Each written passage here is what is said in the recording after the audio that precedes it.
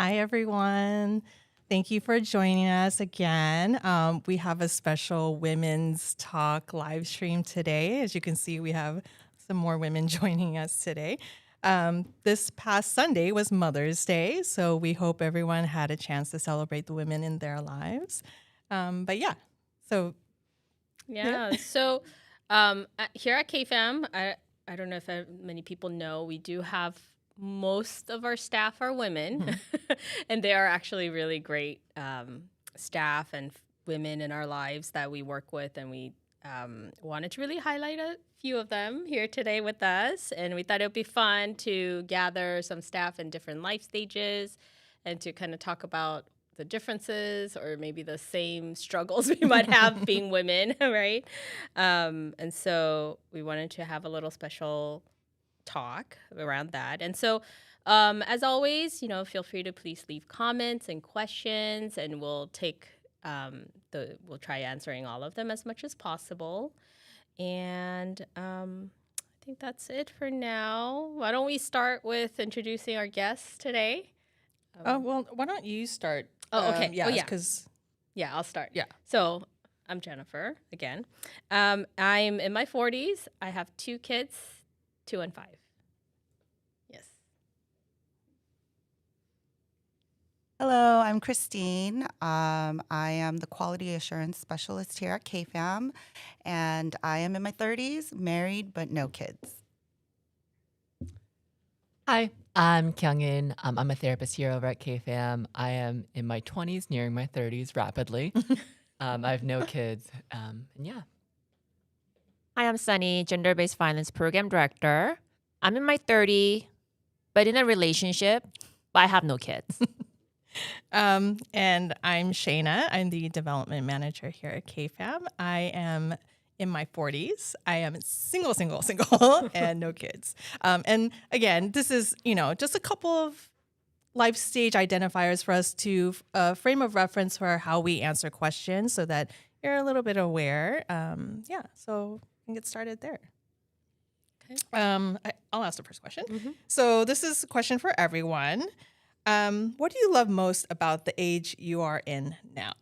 And so we'll kind of, they haven't heard these questions yet. So Jennifer and I will answer them first. So you guys have a little time to. Love, you said? Yeah. What do you love about the age you are now? The age or the life stage? It would have been easier if I was in my 20s. Oh, don't worry, it's very easy right now.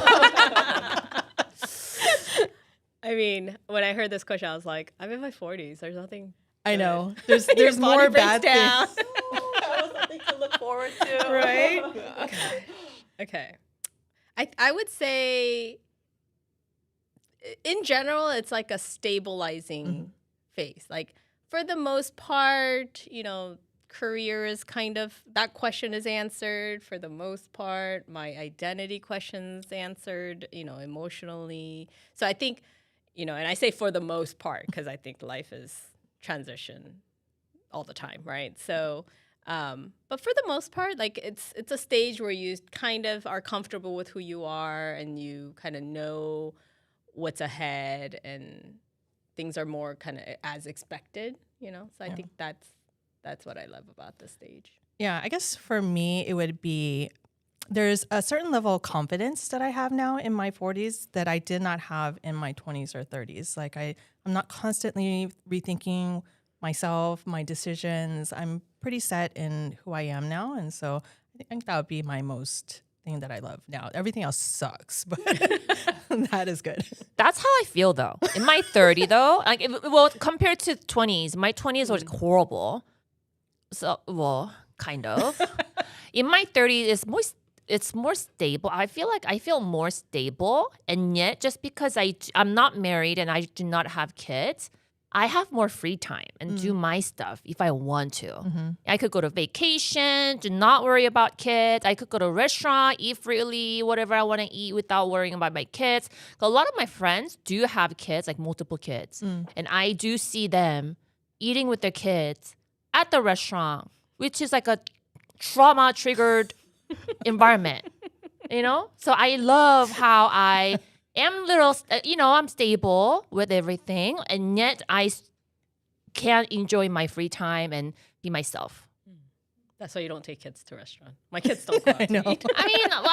Eventually I want to, but I still enjoy it, you know?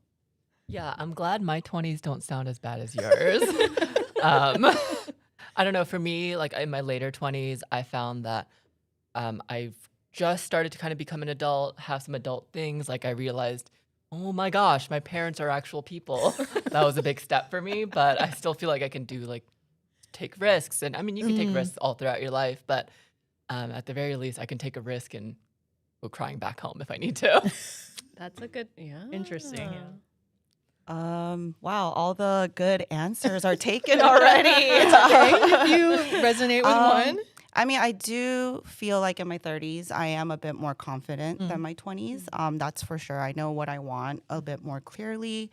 You know, I also agree with Jennifer. Like, I think it's going to be like a learning process in every stage. There's always something new that comes up.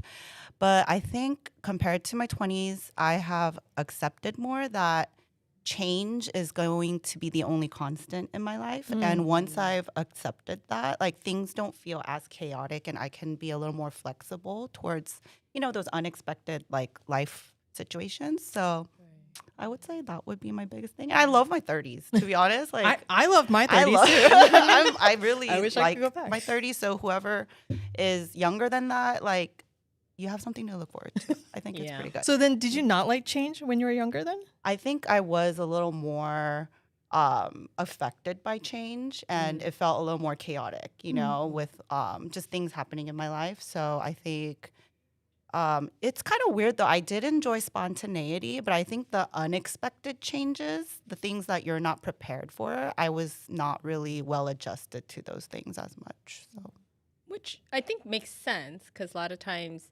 it's, you know, I think what you said about like being affected, like that's the part, right? Like, because no matter what stage, we're all experiencing changes and things like that. But it's how much is it are we allowing it to impact us? And I think that also goes along with kind of the confidence you have, right? So as we get older, we generally become more confident in who we are and our identity, and then we are not as impacted by what's happening externally around us, right?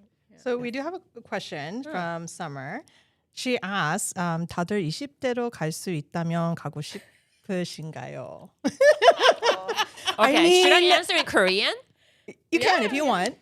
No. But I want to go back to early 30. I'm not early 30 anymore, but if I can go back, I do definitely want to go back to like 31, 32. You know, I think that was like perfect, like, moment in my life, I feel like. I would you know? agree. Like 30s, like early 30s was great. If I could go back and just have my 20-year-old body, I'm fine with that. Or if I can go back to 20s, maybe like when I was in college, so I could change my major. I know, right? It depends. Like Can we go coding or back and computer know science. the knowledge we have now? Yeah, definitely.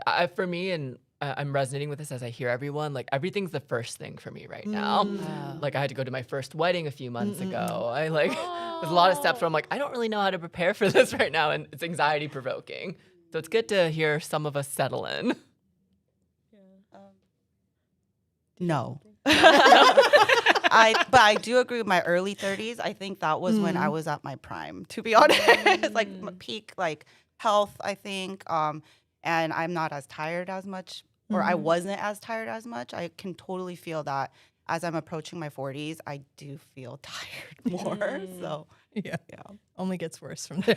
Really? Am I the only one who would go back? I totally Really? would go back to my 20s. You know, actually, I would go back and buy some Tesla 주식. oh, that's a good one. Tesla 주식. Careful. No time traveling from games. We're just talking about 20s license. No, I always say 24. Because it's like you got out of college, you're starting to like be an adult, but you really, you could go back and cry somewhere and like tell somebody to take care of me still. Really? So actually, I don't know. David, my husband and I, we always argue. We both actually say 24 Really? is our ideal, but he's actually 2 years older than me. So I'll be like, well, you can't be 24. I'm 24. And so we would joke around for a long time that I'm 24, he's 26. And then we try to brainwash our kid, our 5-year-old, that we're 24. No. She figured out how old you are. She unannounced. She'll go tell everybody how old you are. Like, my mom's 43. She's turning 44. Thank you. And then one time she asked David, he was like, oh, Appa, how old are you? And he's like, I'm 26. She goes, no, you're not. You're 44. You're turning 45. He's like, thanks. So, Oh wow. Kids will keep it real for you. oh, they Yeah. will. To be Yeah. honest. But then 24. That's like I was jobless, I know. moneyless, no nothing, no life. It's still in school. I feel like I had Well, my see, I biggest wasn't like. in school though. Oh, okay. I had, yeah, I it wasn't was in school. after undergrad, right? And then I was Okay. starting to work. Got it. Okay. I had my biggest. I think I feel like I had my biggest identity crisis in that mid Me 20s. too. Me too. I mean, did you have something? to say? Yeah, no, I think 26 is right around the time where I was like, oh, I don't know who I am right now. I was going back to school, I was figuring things out, and that was really stressful. So I would not go back to that. Right. But I feel very, as someone in the 20s, yeah, come on. Come along. I'd like to see you all in 20 years old. When I was 24, I lived in Korea right after college, and I was super excited because all my friends and family would say, "Oh, you speak Korean so well. You would like do so well in Korea." But once I got there, I realized, oh wait, there's like a lot about Korean culture that I don't know. But I didn't quite feel like I'm fully American either. So that's when I had a huge identity crisis. Like I remember I would go to the market. Like I went to Myeongdong when I first got to Korea, and I was still getting used to the currency. And this ajumma, I bought something. She said it was she said it was 만원. But I gave her 1,000원 on accident, and she like got mad, and she was like, 장난쳐? She threw it back at me because she thought I was like a native Korean, messing around with her. And I had to tell her, oh no, I'm from America. I was born and raised there. I'm sorry I didn't. And I had to explain to her, but that kind of thing happened a couple times while I lived in Korea. So I have some horror stories from Korea. yeah, too. it was tough. Yeah. Yeah. Did everyone else here live in Korea? Because I've never lived in Korea. Oh, I was born here. I was born and grew. I mean, too. yeah, I'm from Korea. Yeah. I came when I was 9. So I have some memories of Korea. I born there, but I came very young, so I don't remember. But I've visited there, but not great experiences. Yeah. I was born here, so like whenever I would go back, that was always like a culture shock for me as like a very Americanized like child, like going back and like, oh, like I would have tan skin and have like 행동 좀. It was very American, and that was a culture shock. Oh my Even the way you God. dress. Yeah. I got a lot of comments about my flip flops. They're like, "Oh, 저거 사우나에서 신는 거 아니에요?" I was like, "Really? We were." So a lot of differences like that. You know, when I was in 미용실, the 미용실 아줌마 literally told me 미국에서 왔죠. I was like, I'm 100% fully speak Korean, right? I'm like, how did you know? It's like, I can tell. I don't know if it's a good thing or bad thing, but still, that's what she said. Oh, I think this could be another. I know, right? The 1.5 Yeah. 2-gen experience. Yeah, Yeah. that's a whole topic in it. Traveling to Korea. Oh, Yeah, man. definitely. I got yelled at a subway a couple times. I got yelled at twice. For what? I know. I mean, we'll get into that another Yeah, time. another But yeah, episode. man. That's a whole other episode. So I haven't been back since. Oh. Yeah. Wow. Well, that's a great question. Thank you so Yes. much for this question. That was, yeah. Okay. Well, so we're talking about life stages and like, decades. So how does your friendship look differently now? Or does it even look differently? The way you approach, friends or making friends or how you maintain friends? Or do you have friends that you've made in elementary school that you still have friends or you still stay in touch with? Yeah, I can start because I think maybe I might have a very different experience from everyone here. I graduated college the year after COVID, which is I've noticed like people that are a little bit younger than me and people in my cohort as well. We were isolated, and during a time when like we become adults and learn how to make adult friendships, we kind of had to make them online. And I don't know how it was for everyone else in their mid-20s or later 20s, but I find myself getting really nervous coming up to people, like making new friends and sustaining these connections. Kind of like I missed a lesson at some point of like, oh, like this should be a time when I was like 22, 23, 24, where like we're all in the office and we're all like kind of like figuring things out. But I didn't really have that because COVID, obviously. Well, I don't like making new friends ever in any age stage, but that's just because I'm INFJ. I don't like interacting with people. I mean, in my 30, I mean, in 20s, I felt like if I do not have 약속 with my friends every week, I felt like a loser. But not anymore. You know, I'm totally fine without. I still, you know, I don't have to have 약속 every week. I don't have to meet my friends every weekend or anything. And yet I still feel very close to them. And you know, and we do katalk, right? We katalk and we message, you know, one another. I have multiple group chats, and that is totally fine. You know, and especially with my friends having a family, having kids, we rarely meet one another. You know, like about a month ago, I met with my like church friends. It was like 6 years, in 6 years. Oh, wow. Right? So, I mean, things like this happen all the time. So I'm kind of like realizing that, okay, so, you know, I mean, we are all in different stages. And I'm in a stage where I cannot meet my friends regularly or frequently, you know, and that is fine, right? And I have my life, they have their own life. And, you know, yeah, that's where I am. For me, I think similarly, my 20s, it was always hanging out with your core group of friends. And we saw each other very often. And it was weird not seeing each other. But now, because a lot of my friends have kids and, you know, we're all busy adults, it's definitely harder to meet up. So I have like my friends, I'm from a little further away from here originally. So those friends that I made from that time period, I don't see as much. But I have made new friends as an adult. I think one of the few ways is like coworkers or, you know, randomly meeting. It's kind of hard to make new friends as an adult, but the few that I have made, you know, around my 30s now, they live closer to me. So I see them more than the friends that I knew since, let's say, high school. And we all kind of have different dynamics. So it just depends. But I have told my husband I do wish we could meet some new friends that are in the same life stage, like couple without kids, because all the couples we do know, most of them have kids. Yeah. So when we meet up, they're usually talking about their kids. And me and my husband are like, oh. Like, That's when you get a dog. Yeah, I know. We need a dog. Kids and dog, Same about thing. the same thing. Well, that's funny because we are trying to get a dog. That is our next like life stage, I think. So hopefully that will help with that. Yeah. Except I heard dogs or kids, they never leave your house. So good luck with that one too. Because I'm counting down. What about you, Jennifer? How do you Yeah, I think it is different. You know, it was much more when you're younger. You have more time, so you do spend a lot more time, and you see each other all the time. But you know, but you know, it's something that I did struggle. I don't know if anybody else struggled with this though. Is when I was transitioning, kind of from that seeing your close friends all the time to kind of where I'm at now, where sometimes I don't talk to them every day, or like it's like once a month or something. Did you feel like your quality of the friendship change? And then at some point I started asking myself, well, this friend I have not talked to in, let's say, like 6 years, do I really want to call this person a friend anymore? Like, because this person really, because if I think about it, like if I want friends to mean like somebody who knows my, like whatever I'm going through, like even the smallest things or even big things, right? Like I feel comfortable sharing these big life moments with them. But if it was somebody I haven't seen in 6 years, I don't know if I want to share those things with her. And would I then call that person a friend, right? And I struggled with that because there were a couple friends that kind of, I think I lost touch because of that journey I had.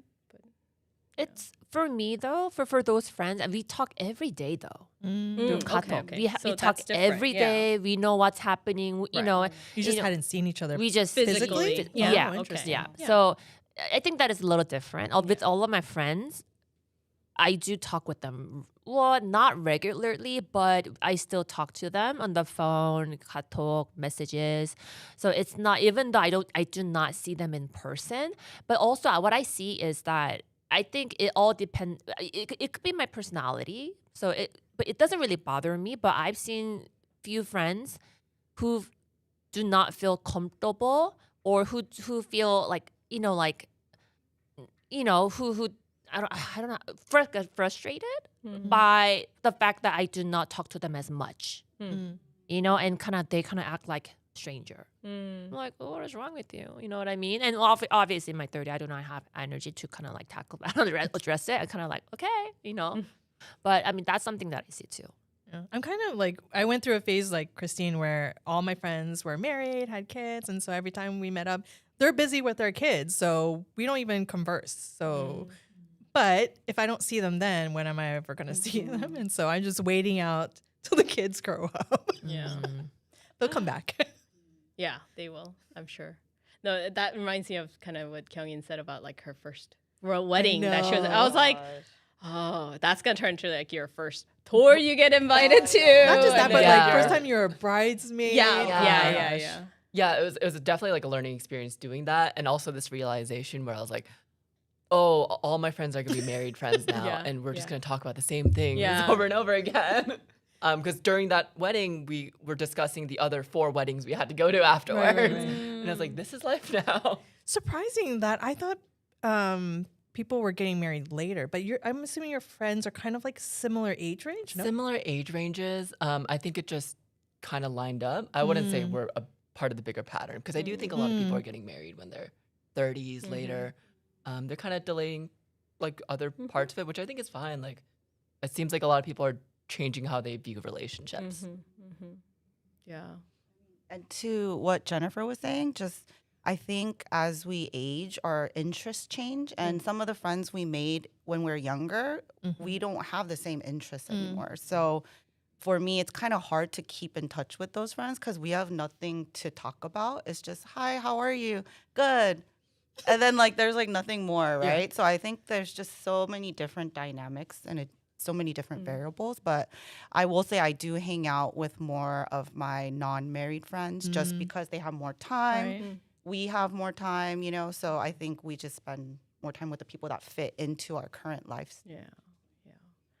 I realized that, you know, there's a point where people stop inviting you to weddings now. Like, I think I definitely hit that stage. I don't get invited to weddings anymore. I don't remember the last time I got invited. Well, I know. like an extended relative, but I'm like, yeah. Question, do you go to weddings of people that you haven't talked to in years? No. Yeah, I don't either. not. I don't But even I know why I feel got guilty invited. sometimes. I do. Right? That is like another topic. I Yeah. feel like Yeah. we could Yes. create that guilt Yeah. for not going. Yeah. And I'm just like, oh, but I haven't seen you in like 4 years, know. you know? And no, I do not go. And I think that also, like, I feel I own the introvertedness in me. Like, especially if it's like, I know I'm not going to know most of the guests there. I'm like, no. Why You know, put yourself through Yeah. that? Why, right? Yeah. you know, at a certain point, I think in my 30s, my criteria for attending a wedding was, will I see this person after they get married? And a lot That's of a the good times it was no. And so I'm like, well, if I don't have a relationship with you after the wedding, I don't want to spend the money and the time to go to the wedding. I'm sorry. It's just, yeah. I feel you though. Right? Yeah. Yeah. Yeah. Because a lot of times after they get married, I never see them again. Yeah. It means that my RSVP list for my wedding is getting smaller and smaller.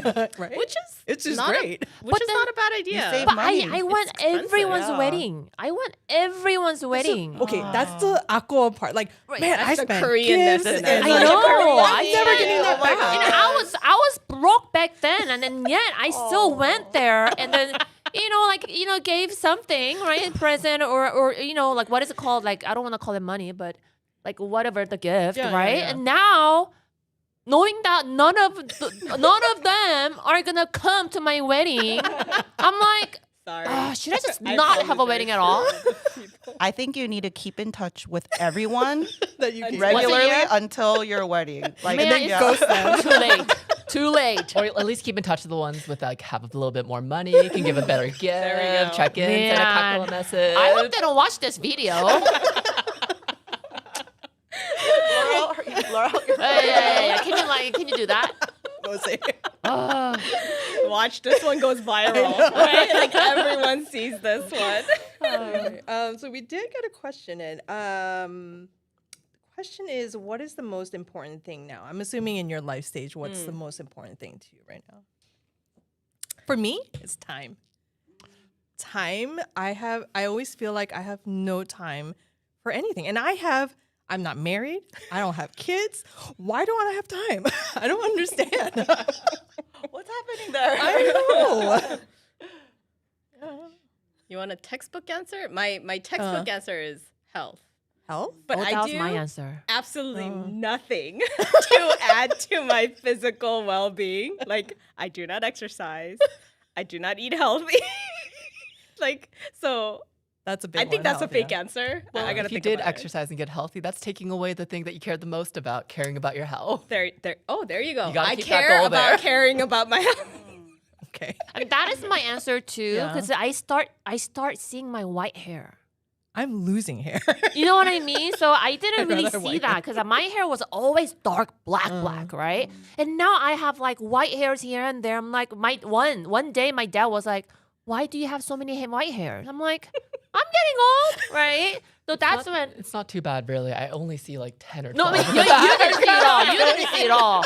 You didn't see it all. Also, why is it that the dads are always pointing out something my physical? gosh. Every time I see my dad, he's like, "Oh, 좀 부었어 오늘." And my I'm dad like, says that too. every time, and I'm just like, focus on yourself, sir. Yeah, I'm walking right. I was like, "You gained weight." That's what he says. I'm like, "Thanks," you know. Usually the moms are very more it's my straightforward. dad. Really? Yeah. My dad. My mom. That's my mom. Yeah. I mean, but to answer the question for me though, just because I have a boyfriend that I'm in a committed relationship where we are thinking of getting married next year.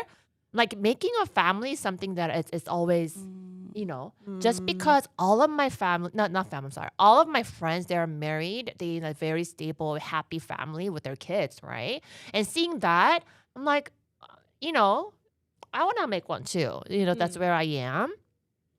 And so that's something that it's always in the back of my mind and kind of like think about it, how my family is gonna look like, and like that. Something, yeah, that's something that I always think about. I think similarly, family and health, because I'm seeing deaths more happening and people getting sick, and I really truly believe no matter how much money you have, if you're not healthy to spend it, what's the point, right? So definitely value health. And, now that I've been married for a while, my husband and I do talk about kids, but I'm still in grad school. So it's going to happen later, which means it's possible I'll be in my 40s. So again, I have to be healthy if I want to be able to have my first kid around that age. But also like with my husband, I think our communication and our relationship just being really steady and having a good foundation so that when we do have a kid, I do not want to transfer that generational trauma into my kids. So those are the things that are like on my mind a lot and pretty important, I would say. Yeah. I think family is like pretty up there for me. I think at this stage in my life, I'm really committed to.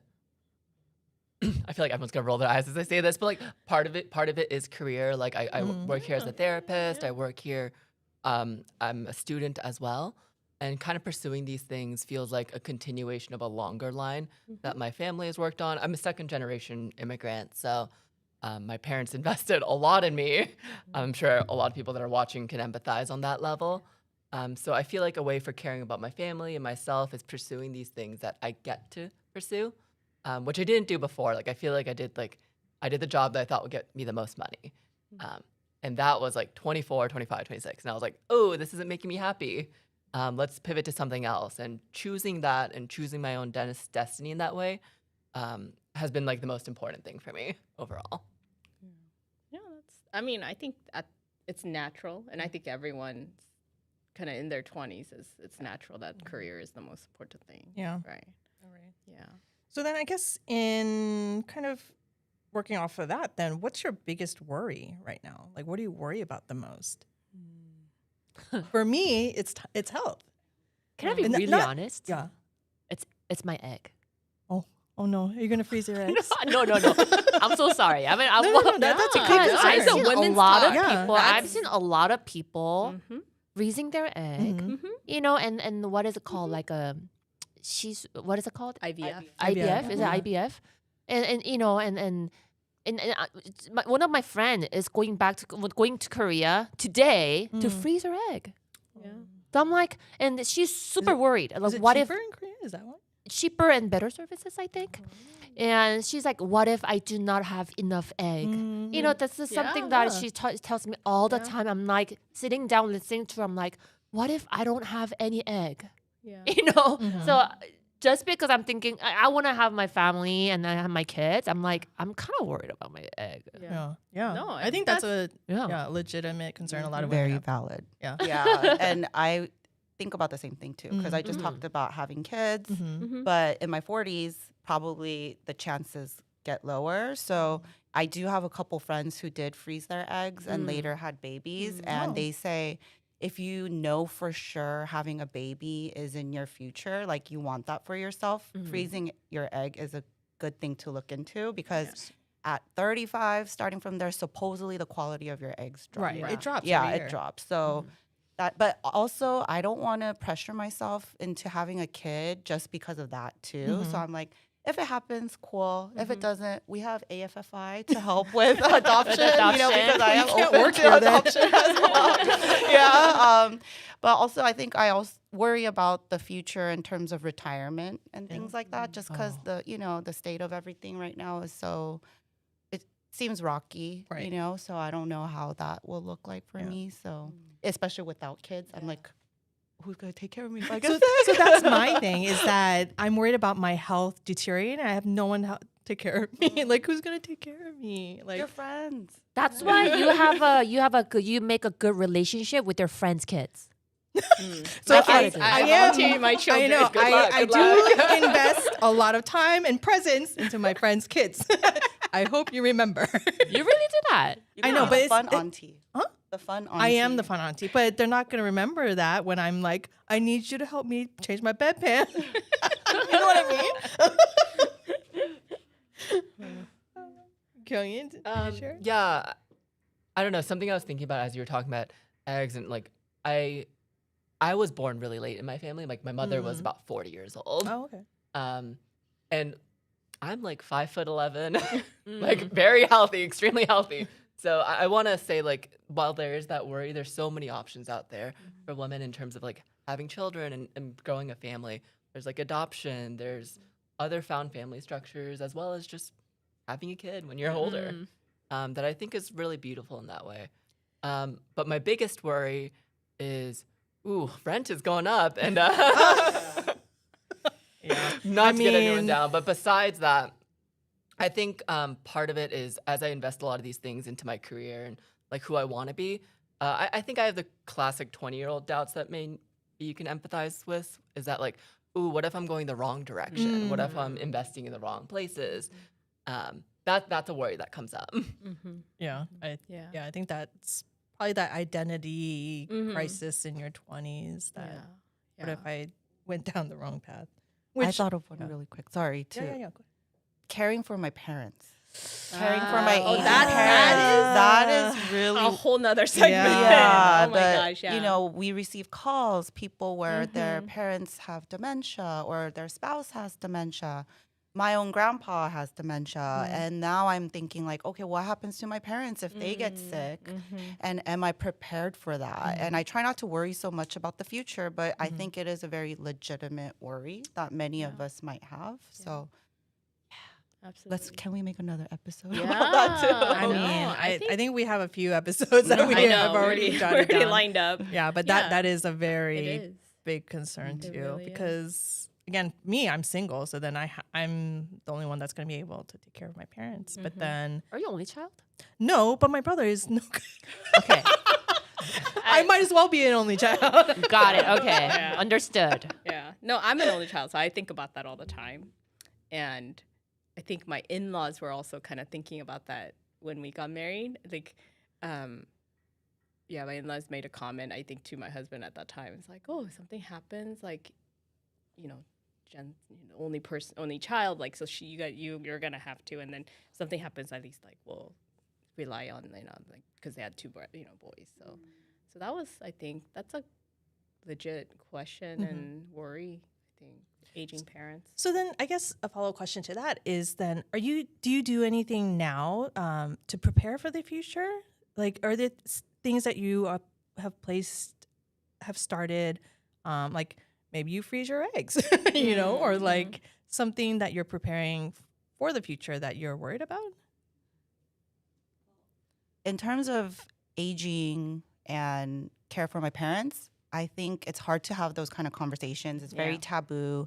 Even with my mom and her parents, which are my grandparents, they haven't had those talks. So I'm trying to facilitate more conversations, like asking my parents, are you guys prepared for retirement? What would happen if one of you guys got sick? Do you have a will written out? And, you know, I can tell they don't want to talk about it because it's touchy. So you have to approach it with sensitivity. But I think just trying to have those conversations started, even with my husband, what would happen between us two, just so there's a game plan, I think.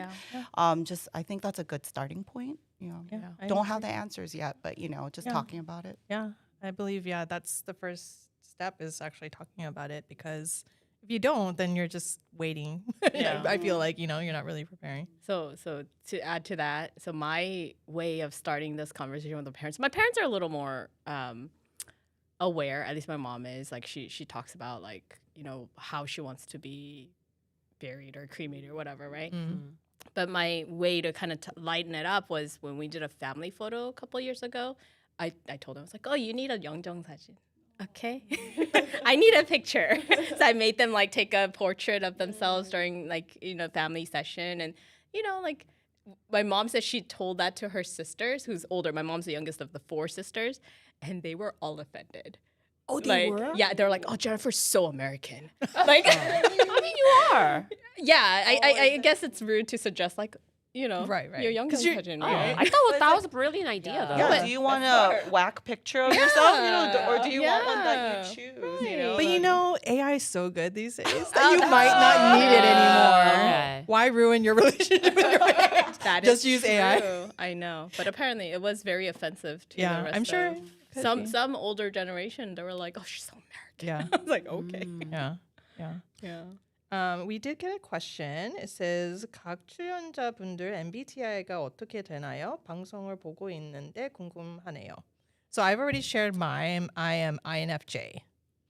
Mine is ISTJ, but other than I, they're all like 50-50. So sometimes I Go get back and forth. NFP. So it's really, yeah. Yeah, I think maybe because I'm 20, it's different every time I take it. I think the last time I took it, it was like ENFJ. But yeah. I took it about 4 times too, just because I feel like I'm changing as well. But the most common is ENFP. But also my I and E and the end one, P and J, is like half and half. And those switch around. I've been consistent ISFJ. Yeah. I will say KFAM is probably, I would say maybe like 80% introverts. Yes. So Yes, it's a challenge. Yeah. Doing any events with our staff. As you can tell, Shayna and I'm here, even though we're I, because we Yeah. have to. Yeah. Sunny's here because she's a director. She Yeah. has to. And then we got the EE. two rare E's right here. I mean, I don't mind socializing with others. I do not mind. I know, think I'm so not too bad. introvert doesn't mean Yeah, you don't like- right? Yeah. And I just need to, like, I have my time, Right, me right. time right after. Yeah. Yeah. Yeah, and I think something that's important is like we're always changing. Like those values always change, and it might give a lot of comfort in that moment. But I don't know, as I've grown up, something that's kind of like helped me cope with the fact that I have so many more years ahead of me. Sorry that the rest of you cannot say the same. We Is still that have a lot of years left. Listen, I hit your age, you're in your 40s. Talk about it. Yeah, that's good. So I don't know. What do you want to go to next, Jen? Well, I didn't share my worry. Oh yeah. What's Which- your worry? Oh, Now, no, you're a mom with 2 kids. I'm saying, oh yeah. So thanks that was my worry. So my worry is my kids. I have 5 and a 2-year-old. So then, you know, if it was in the 20s of like worrying about my identity and my kind of career, now it's like shaping the kids and like what kind of people they will be. And I hope they don't turn out to be like, you know, like my husband and we always say, just be normal, average, average, just average. No need to excel. You know, just like a contributing member of the society. Like, just do your part, pay your taxes, you know, like don't break any major rules, you know. But I think that is because I mean, you can read all the, like, I'm a therapist by trade, and you can read all these like parenting tools, and of course things help, but you don't know, you know, you don't know what happens in life. And so I think just there is that worry. I used to not understand when parents are like, oh, you know, I don't want my kids going away far for college. Because I actually went to Michigan and I grew up in California, right? So I went very far. And I'm like, parents always want to keep their kids close. And I'm like, let them go. And then now that I have my kids, I'm like, I understand why they don't. I don't know, especially now with all the, you know, the violence that happened on campus. I'm like, oh, I don't know if I want them far away because I wouldn't know what to do, right? So. So I guess then, what is your biggest worry as a mom? Not just them being normal, you know, well-adjusted citizens. Like, what is your biggest concern about raising two kids in this society? I don't know. I think it is still being normal. So let me. I guess maybe I can explain the normal part, right? Like, so being average, like, don't. Because right now, like, I feel like everything is so polarized, right? Like, there's no this middle ground. People don't like the gray. Like, people don't like that you could potentially be both sides of something. Like, there's a lot of more polarization in everything I think we see. And so I think that's something I personally hope they don't become. Like, I hope they're more that typical well-rounded, just kind of being able to see world in different views and be respectful and understand that, like, really life isn't black and white, you know. And so I think that's what I mean, because I feel like people who what's the right way to say this, but, like, you know, like, that's how I feel. Like, if you are very certain about, like, one way of life, like, that sometimes to me, it's like it's not very helpful to the society or to betterment of people and relationship and, you know, community. So yeah, that's what I worry about the most. Okay. Yeah. What do you want to go to next? Well, I mean, speaking of worry, did you used to worry about different things in life? We kind of talked about it, like, in different stages. Right, different stages. I don't know. Did it change? Oh yeah, for sure changed. Okay. So, I mean, we do have another. So, how about then the success? Like, did the definition of success change over time? Definitely. Oh. How so? I think when I was younger, success was materialistic things. Having a house, having a high-paying job, having the designer things, you know, everything was materialistic and on the outside what you can see. But I think just having more life experience and seeing all different kinds of walks of life and, you know, just experience things for myself, I'm realizing there's definitely more to life than those things. And everyone is on their own journey. So I think the milestones that I used to think should happen at certain ages, that's kind of different now. And I think what I think about more as success is, am I focusing on myself and what I need and not living by other people's expectations? So definitely Be with who I am, and, you know, and that is all that matters. That's where I am now. So definitely does change. I think for me, so success. I was never really big on, like, how much I make. Like, if you see all my career path, it was never about money. It was always about how can I help someone. That's always been my biggest thing, is I want to help someone get better in whatever that it is that they're doing. So it's never been about money, which is probably why I'm here at KFAM, nonprofit. But right now, success to me is about stabilization. Do I feel stable in my life, in my home, in work? And that's my biggest sign of stable. Success is just being stable. Kyungin, did you? Yeah, I think I have a very similar story to a lot of other people that were born in my generation, or like second generation immigrants, or just people in their 20s, where I heard this a lot of, like, what my parents wanted me to be was, like, the best that you can be in whatever it is, which sounds very supportive, but that's a lot of pressure. Yeah. It was a lot of pressure, and I think I pursued that up until a point I realized I wasn't really happy. So it was like making money. It was like having a good like home and all of these things. And I realized like I wanted to focus in other places. And I know I said like my goals are my careers.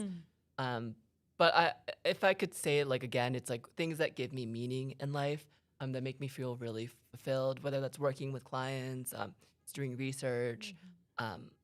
Yeah, I think that's how it's changed. Is I've done stuff that makes me feel like I'm both contributing to myself and the people around me. Yeah, maybe that'll change as well as I settle into my later years. But that's where I'm at now, and I feel like that's been a happy direction.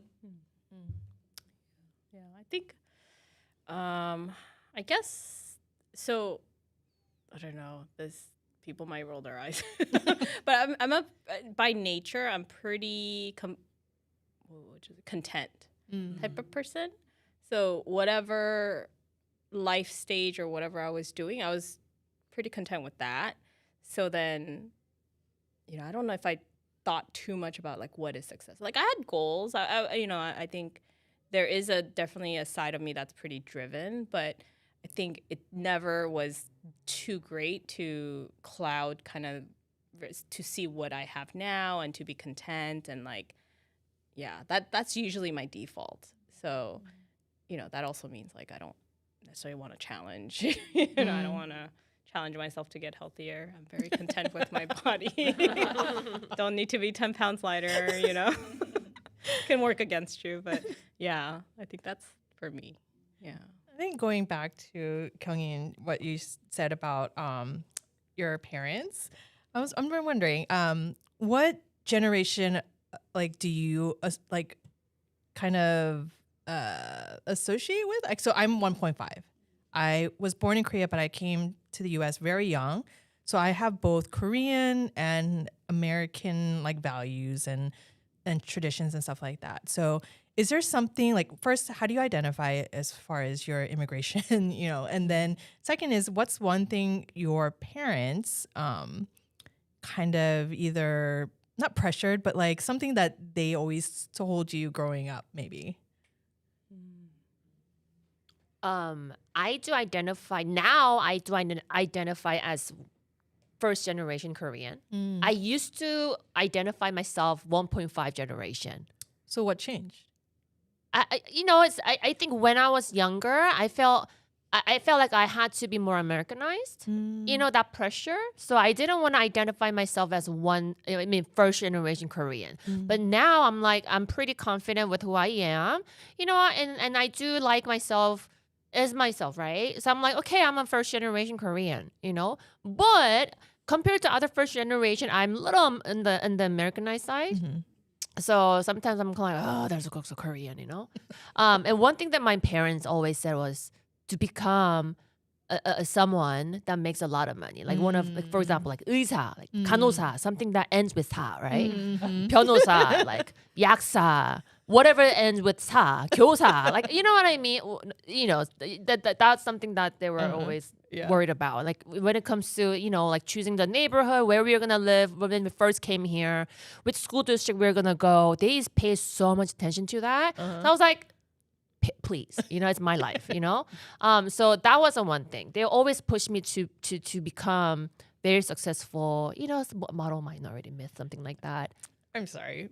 It was always that. If they can't do it, why do I have to do it? It's kind of, like those are genes. It like comes down, you can't do it. I probably can't do it. Anyone else? I think for me, I really do identify as Korean American, but I do feel like I am Korean first. Even though I was born here, my grandma You and my born here? See, this happens I think a lot. I asked you like this question like so many times. Yeah, a lot of people assume I was born in Korea, but I think that's all thanks to my grandma and grandpa who raised me. And my first language was actually Korean, even though I was born here. So I do feel very connected to my Korean side. So I would say Korean American is very fitting for me. And the more I learn about our culture, I get to understand my parents and my grandparents more. So I see why my parents did want those things for me, like the house and the, making more money, because they came from so much poverty and they just wanted the best for me.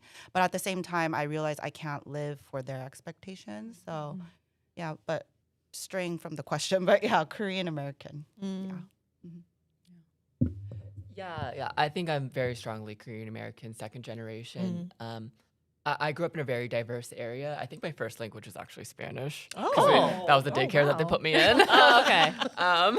But yeah, so that was something that I kind of grappled with, is feeling really connected to my identity, but at the same time not having a lot of the like history and like cultural knowledge that other people that grew up in different areas and more like that were from Korea as well had. And that's something that like started to reconnect with, started to learn more about. And that's been really engaging for me. Yeah, it was definitely like a learning experience for me to be Korean again. I came when I was 9, so I would say 1.5, but I'm probably closer to 2. That's second. 1.75. 1.75. We can be technical. Thankfully my parents weren't as like, they didn't have things that they wanted me to be professionally. They were just very supportive. I would say, oddly, it's not profession, but like my mom really wanted me to play piano. Oh yeah. Oh yeah. What is that? I don't know, but I hate it. I used to cry. I had a Kleenex box on top of the piano because I would cry while I'm practicing. Like, Is it a taekwondo for guys? well, I did that too. My brother did taekwondo, I did piano. I did both. Yeah. But anyways, I did not. Yeah, that was one thing that that just really sticks out to me. Like, I don't think they ever asked me to do something except that. That was like one thing. I was like, really? Like, Looking back though, I wish I continued piano. It's just that my parents forced me. And when they Right. force you, you don't want to do it. But now as Right. an adult, I'm like, oh, I wish I learned Yeah. Really? more. Yeah. I don't. I have I do. zero regret. Yeah, Zero like- regret not continuing. Yeah, what am I gonna do with the piano? I don't know. Anyway. Yeah. No, I still get, my mom still goes, why aren't you playing it for your kids? I'm like, no. All that money wasted. Yeah. That's what she says after. Okay. We did get a question in. Do you guys have any ways to relieve stress? For me, I know when I'm very, very stressed, I start playing The Sims. So Sims is a simulation game. You play And that? I do. That's the most boringest game ever. No, no. And you know what it is? What do you get out of it? So when I'm very stressed, I play The Sims because I can control everything in that game. It's oddly strange, and it's almost as if when you play The Sims, there's so many things you have to do too, and so it's very like oh, I gotta eat. I gotta go to the restroom. I gotta like do the laundry. It's like everyday life. I don't know why I play it, but it's like I strangely. tried it once, but Oh, yeah, I it's a good can't even build my own administrator. house. Why am I? Why do know, I need right? to build a house for other people? And I can't even build my own house. But That was my thing. I don't get it. I don't know. Oh. But when I know when I'm very stressed, I start playing The Sims. Maybe I should try again. No, you're not gonna like it. Oh, okay. For me, it's 나는 solo. I watched that too. It's Wednesday, y'all. Go watch your 나는 solo. New episode came I up. love that show. You know, we were talking about we should do an American version. Oh my God, Yeah, that would be just so because fun. there's so much drama, and just because I'm not a dramatic person, and my life is just like this. But the 나는 solo gives me like roller coaster. You're not? I am. I don't know. I don't think I am. But anyways, watching 나는 solo is my thing, and I love to eat. So eat something yummy, and then get the the food that I love is another thing. And third is when I'm so like stressed out, I just don't do anything. There's like 나는 solo and Netflix or the food, and then when I'm so stressed out, I just go to bed, and that's it. That is it. I eat a lot of tteokbokki. I like a lot of spicy food. On You'll the other, like the next staff meeting. yeah, I love that. And on the other side of that is I will occasionally go to a boxing class, and I will imagine Oh. whoever is stressing me out, Oh, my and boyfriend. I feel a lot better. Yeah. Okay, I'm not just making this up, but kickboxing. Yeah. I accidentally got into it because my friend Accidentally got into it. So she had a membership at a boxing gym and she didn't want to do it anymore. So she asked me if I wanted to take it over. And wow, great stress reliever, just punching and kicking. And I think that led me to use exercise as a way of relieving stress because I have a lot of 잡생각, like small thoughts, intrusive thoughts. But when I'm working out and I'm like exhausting my body, I tend not to think about anything else. So like running or just walking outside or, you know, kickboxing, bowling, just anything that's like moving my body tends to help me.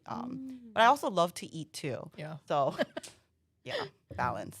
Yeah, I think as like women, we don't get taught to like exercise or relieve our emotions physically. Right. And that's been like, I think a really like gaining moment for a lot of people is like in their older years, it's like, oh yeah, like going kickboxing or running and getting to relieve stress in other ways that's not just talking about it.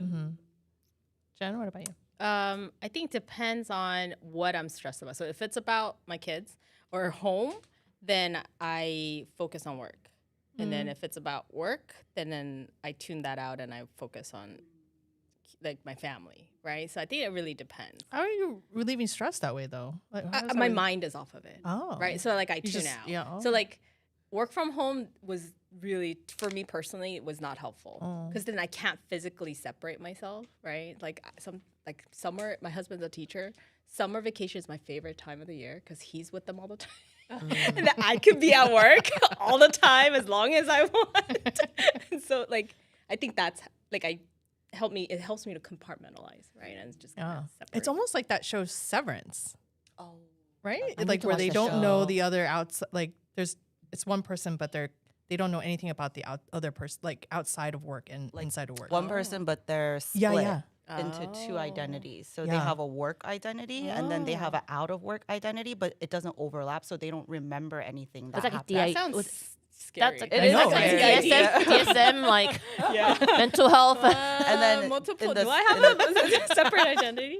Oh, then maybe I have a Okay. separate identity. But anyways, Yeah. we're running out of time. I know. So My I goodness. think we'll kind of end with our last question, which is, what are you most grateful for in this season of life?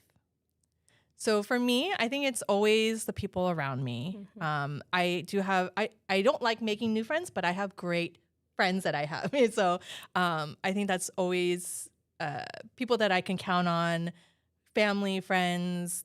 I think that's the most grateful thing for me. Yeah. Anyone? rapid fire. I think Yeah. for me, it's just like the support I've been given and like support changing careers, support doing like pursuing different things. I'm very grateful for my family for that and my friends for dealing with me every weekend as I complain about different things. I want to ditto everything, but also myself. You know, I think I'm a great person. You know, yes, I do get support. I have my family and friends, and yet it's me end of the day who lives this tough world. So, like, good job, Sunny. I'm not a dramatic person, is what she said. I'm not a dramatic person. I just love myself. Okay. Good. That's important. Yeah, literally everything that everyone has said. My community, whether it's friends or family or even people at work, I think it just makes life so much better to have people by your side. All right, I'm gonna beat all of your answer. My answer is I'm grateful for KFAM and the Jana hat Catherine. I hope you're watching. Deputy director right there. So, Okay. but yeah. So thank you everyone for joining us. I hope I know I had a lot of fun. I hope everyone had a lot of fun listening in our conversation as well. I wanted to share a couple of things. In the month of July, we'll be hosting a Korean cultural camp here at KFAM for 4th through 6th graders. So information will be posted on our social media soon, so keep an eye out. We are also currently fundraising for our AFFI summer barbecue, so you can visit our website for more information if you'd like to support.